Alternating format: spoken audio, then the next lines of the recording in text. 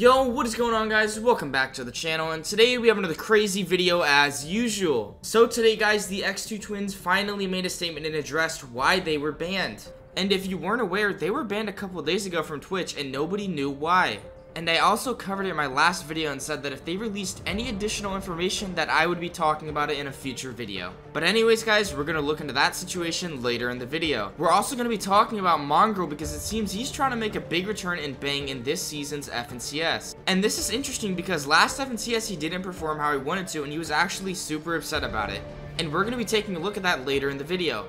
And we're also going to be looking at the FNCS all-time top earners, and we will really be breaking down the players on that list. And what's really scary about that list that we're going to be looking at later is the fact that half of those players have actually retired from playing competitive Fortnite. But anyways, guys, we'll get into that later in the video. For now, let's jump right into the X2 twins situation, and let's take a look at their statement that they posted today on Twitter. And if you guys didn't watch the video yesterday over the X2 twins situation, I'll quickly show the original tweets and then hop right into the statement. And it all started when they tweeted this. They said, "Just got banned on Twitch," and then proceeded to reply with, "I have no idea why. We have 0 strikes, literally done nothing to my knowledge, about to effing cry, bro." And then today, guys, they finally got an email back from Twitch and tweeted this out. "Got an email from Twitch. Supposedly it's a suspension for a DMCA strike from our intro song. The only part of our VOD that the music actually comes through because we were under the impression that it was a copyright-free song.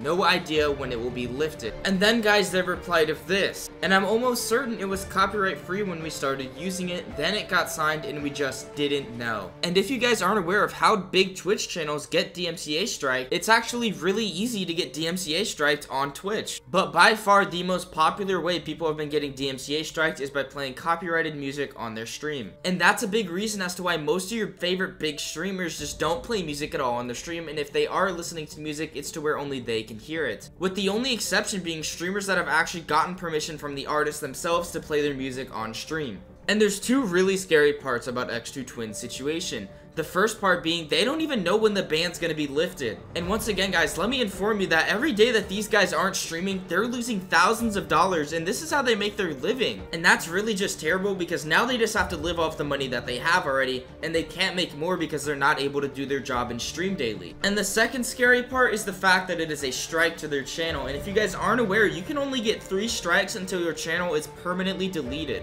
Meaning that if they receive 2 more strikes and then get permanently banned and then make more accounts trying to ban evade, it's just not going to work out because they're just going to get banned over and over and over again. And Twitch does not give second chances to people who have gotten 3 strikes on their channel. Once you get 3 strikes, you're out and you're out for good. And it's not just Twitch that does this, it's also YouTube. And there was a famous YouTuber, Rocket Jump Ninja, that replied to X2 Twins' tweet saying this. "This is the problem with using copyright-free music. It's only copyright-free until they say otherwise. I was in charge of a channel that had 500 videos demonetized because of it." And it's just really the same way all around. If you get copyrighted either on Twitch or YouTube, you're losing money. And especially if you got copyrighted on 500 videos, you're potentially losing tens of thousands of dollars. But anyways, guys, I could go on all day about how the system was unfair and how I feel so bad for the X2 twins. But let's go ahead and get on to the next topic, being Mongraal returning to FNCS. And it all started when Mongraal tweeted this. He said, "Looking for trio is so hard, just want to actually practice with the same people."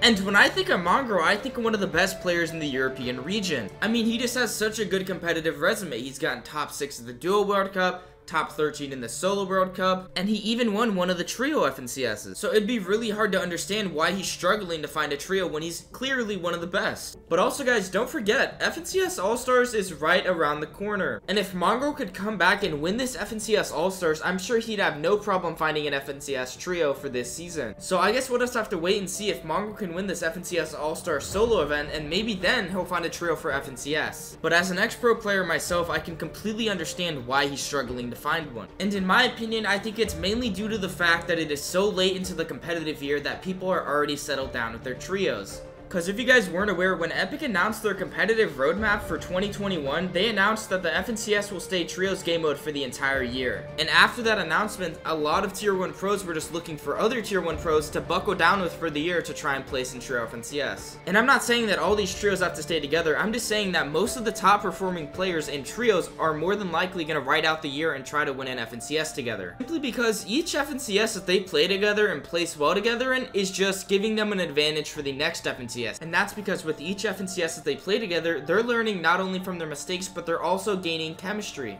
And when you're learning from your mistakes in FNCSs, it's ultimately going to help you do better in the next one and potentially even take home the trophy. And then guys, out of nowhere, Mama Benji Fishy replies, "Happy to carry you." And what do you guys think of that trio right there?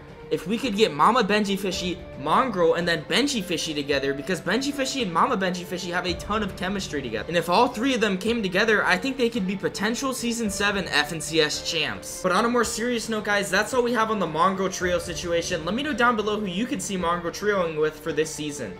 But let's go ahead and hop into the next topic, being the top FNCS earners.